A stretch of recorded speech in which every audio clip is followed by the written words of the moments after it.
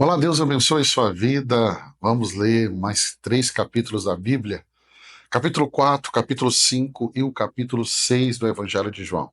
O capítulo 4, nós temos aqui Jesus conversando com a mulher samaritana.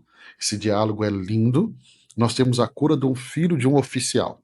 O verso 1 ao 26, verso 1 ao 26, Jesus encontra a mulher samaritana. Jesus passa por Samaria. Quando você lê o texto, você vê Jesus falando assim: é necessário passar por Samaria. Samaria não é um lugar onde o judeu passaria.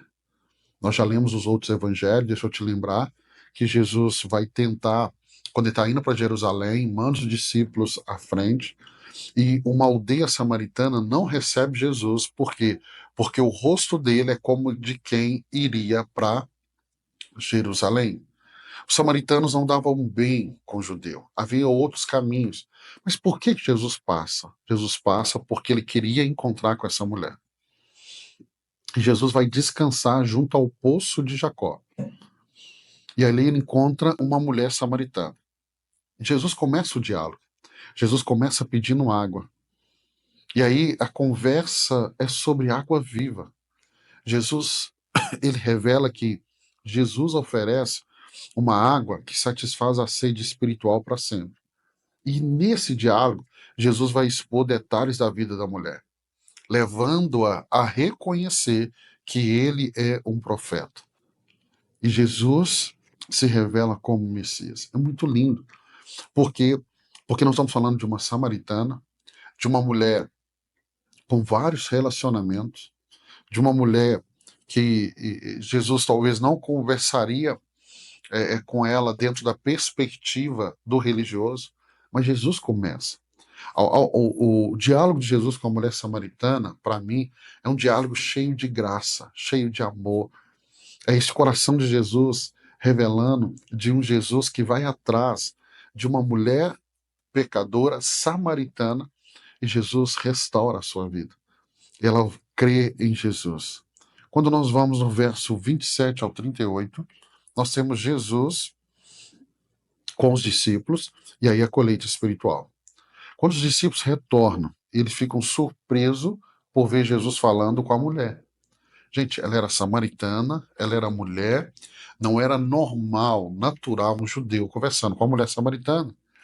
E aí Jesus usa essa ocasião para ensiná-los sobre a colheita espiritual, dizendo que a seara está pronta e que eles estão entrando no trabalho daqueles que semearam antes deles. Então, o que Jesus está nos mostrando é assim: olha, a seara está pronta, os campos estão brancos, é o tempo da colheita, é o tempo da colheita. Verso 39 ao 42, com o relato dessa mulher, muitos samaritanos vão crer. Então, a mulher, ela dá testemunho sobre Jesus. Ela vai testemunhar aos habitantes da cidade. E eles vão até ele e acabam crendo por si mesmos. E eles declaram que Jesus como o Salvador do mundo. É muito linda essa história, porque Jesus toca a vida de uma mulher. E essa mulher leva uma cidade, testemunha para uma cidade. Verso 43 ao 54, nós temos a cura do filho de um oficial. Em Caná, um oficial real pede a Jesus que cure seu filho, que estava doente em Cafarnaum. E aí Jesus fala sobre a fé e ele realiza a cura à distância. O oficial crê na palavra de Jesus e ao saber da cura do filho, ele e toda a sua casa passam a crer em Jesus. Olha o verso 14, deixa eu só ler o verso 14. Aquele, porém, que beber da água que eu lhe der, nunca mais terá sede. Essa é a realidade não só para a samaritana, mas para todos aqueles que creem em Jesus. Quando nós lemos Isaías, capítulo 55, verso 1, há um convite para que todos venham e bebam água sem custo algum. E Isaías 55, 1 aponta para essa realidade que vemos no Evangelho de João, capítulo 4. Apocalipse 22, verso 17, é o convite final para beber da água da vida. Ou seja, quem tem sede, venha e beba. Essa água está disponível para mim, disponível para você. Então, o capítulo 4, o encontro de Jesus com a samaritana, com essa mulher revela que o evangelho é para todos. O evangelho é para todos. Independente da etnia, independente do passado, o evangelho é para todos. Ele ensina que a verdadeira adoração é em espírito e em verdade, não está ligada a um lugar. E aí eu e você precisamos ser como a mulher samaritana. Nós precisamos compartilhar Cristo com as pessoas como ela compartilhou com aquela cidade. Vamos para o capítulo 5. Capítulo 5, nós temos a cura no tanque de Betesda, temos o discurso sobre a autoridade de Jesus. Você percebe que o Evangelho de João, ele traz muitos relatos que não tem nos demais evangelhos. Quase 90% do Evangelho de João é inédito. Por isso que essa leitura, eu acredito que ela está sendo até aqui emocionante, vai ser até o final para mim e para você. Verso 1 ao 15, Jesus está no tanque de Betesda. Eu fui em Jerusalém, agora no ano de 2024, e eu pude ver esse local.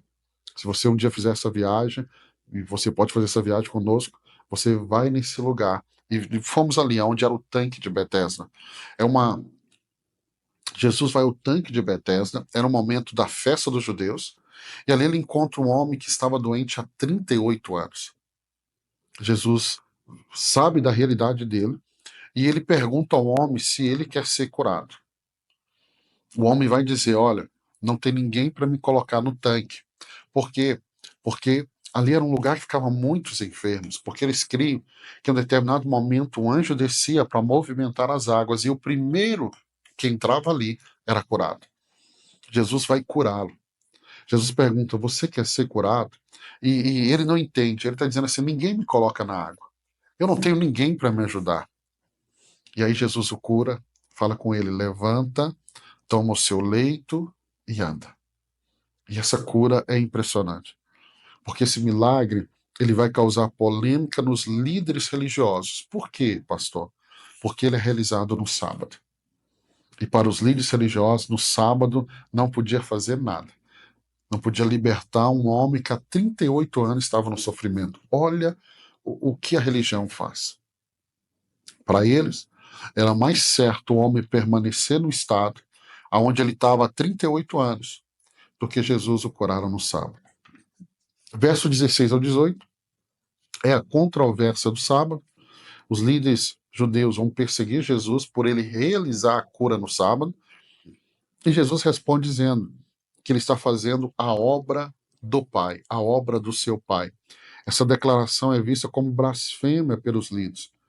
Por quê? Porque Jesus está se igualando a Deus. Lembra que eu disse? O Evangelho de João, ele foi escrito para provar que Jesus é Deus. No verso 19 ao 30, nós temos o discurso sobre a autoridade de Jesus. Jesus explica sua relação com o Pai. O Evangelho de João traz essa mensagem muito forte, afirmando que ele faz o que vê o Pai fazer e que o Pai lhe confiou toda a autoridade para julgar e para dar vida. E aí Jesus revela que haverá uma ressurreição de vida para os que creem e uma ressurreição de condenação para aqueles que rejeitam a Deus. Ele está falando da realidade da vida eterna. Paulo vai dizer, uns vão ressuscitar para a vida eterna, outros vão ressuscitar para a condenação eterna. Verso 31 ao 47, nós temos as testemunhas de Jesus. Jesus apresenta as testemunhas que testificam sobre sua identidade. Ele fala sobre João Batista, que é aquele que veio para preparar o caminho, que testifica. João Batista disse, eu não sou noivo, eu só estou apontando para o noivo é Jesus Cristo. Ele fala das obras que ele realiza, então as obras falam por ele. Ele fala do Pai, que o Pai dá testemunho dele. No momento do batismo, o Pai fez essa declaração, que ele é o Filho de Deus, e as Escrituras. O que Jesus está dizendo é, observe João, observe os milagres que eu estou realizando, observe aquilo que o Pai está dizendo e olhe para as Escrituras, porque todos eles dão testemunho de mim. E aí ele vai reprovar os líderes religiosos por buscarem a glória dos homens e não de Deus, e por não crerem em Moisés, que escreveu sobre eles. Então, os líderes religiosos que estão sempre falando da lei, Jesus está dizendo: olha, mas a lei, Moisés, ele apontou para mim. E eles não conseguiram ver isso. Vamos para o capítulo 6. Capítulo 6, nós temos aqui a primeira multiplicação dos pães. Esse é um texto que repete nos outros evangelhos, Mateus, Marcos e Lucas. Verso 1 ao 15, a multiplicação dos pães e peixe. Uma grande multidão vai seguir Jesus e ele alimenta cerca de 5.000 homens, multiplicando 5 pães e 2 peixes. E após o milagre, a multidão tenta fazer de Jesus um rei, mas ele se retira para orar. Observe que a multidão que está ali, quando foi alimentado, ela fala: não, vamos fazer dele rei. Ele está dando aquilo que nós queremos. Jesus se retira para orar. Olha como que Jesus lidava com essa pressão do povo em oração. O povo quer fazê-lo rei. Ele é rei, mas ele veio não para reinar, mas ele veio primeiro para morrer na cruz do Calvário. Quando Jesus voltar, ele vai vir para reinar. E Jesus lidava com essa pressão como? Orando. Verso 16 ao 21 é o momento que Jesus anda sobre o mar. Essa passagem é muito linda, porque ao anoitecer, os discípulos vão atravessar o mar de barco, vão enfrentar uma grande tempestade e Jesus caminha sobre o mar até eles. Jesus vai se identificar no momento que eles estão com medo. Jesus diz assim: sou eu, não temas. E quando Jesus sobe no barco, o vento vai cessar. Verso 22 ao verso 40 é o discurso de Jesus sobre o pão da vida. Esse discurso também ele tem a ver com a construção do Evangelho de João, porque Jesus vai usar a expressão eu sou, e ele usa essa expressão 7 vezes. Essa expressão é a expressão que o próprio Deus usou com Moisés, quando Moisés pergunta o que ele vai dizer para o povo, quem é Deus, e Deus diz eu sou. Quando Jesus usa essa expressão eu sou o pão da vida, eu sou a luz do mundo, e ele vai usar eu sou o bom pastor. Quando ele usa essas expressões para o judeu, isso é muito forte. Então, verso 22 a 40, no dia seguinte, após ele acalmar a tempestade, após ele andar sobre as águas, a multidão encontra Jesus e pede mais sinais. E aí Jesus se apresenta como o pão da vida, afirmando que quem vem a ele nunca terá fome, e quem crer nele nunca terá sede. E Jesus vai declarar aqui sua missão, e a missão dele é fazer a vontade do Pai. E a vontade do Pai é dar vida eterna a todos aqueles que creem. Então Jesus é o pão vivo que desceu dos céus. E é desse pão que eu e você temos que alimentar. Você que está lendo a Bíblia comigo, você está se alimentando desse pão. Pastor, como que eu me alimento desse pão? Lendo a Bíblia. Parabéns, parabéns, porque você está lendo a Bíblia, você está se alimentando desse pão. Verso 41 até o verso 71, nós vamos ter a reação da multidão e a reação dos discípulos. Os judeus murmuram, pois não entendem como Jesus pode dar sua carne para comer. Jesus afirma que somente aqueles que comerem da sua carne e beberem do seu sangue terão a vida eterna. Eu e você sabemos que Jesus está falando da ceia, mas eles não entenderam. Não entenderam. E aí muitos discípulos vão se escandalizar e vão deixá-lo de seguir. Jesus vai olhar para os discípulos e vai dizer assim: vocês também querem ir? Aí tem a famosa declaração de Pedro. Pedro diz assim: Senhor, para quem iremos? Tu tens a palavra de vida eterna. Eu já te ensinei isso, mas deixa eu te lembrar. Todas as vezes que Jesus queria fazer uma limpa ali, as pessoas estavam seguindo ele endurecia o discurso. Esse discurso duro fazia com que muitos o abandonassem. Muito, muito, muito, muito. Muito. João 6 nos ensina que Jesus é o único capaz de satisfazer a nossa fome espiritual.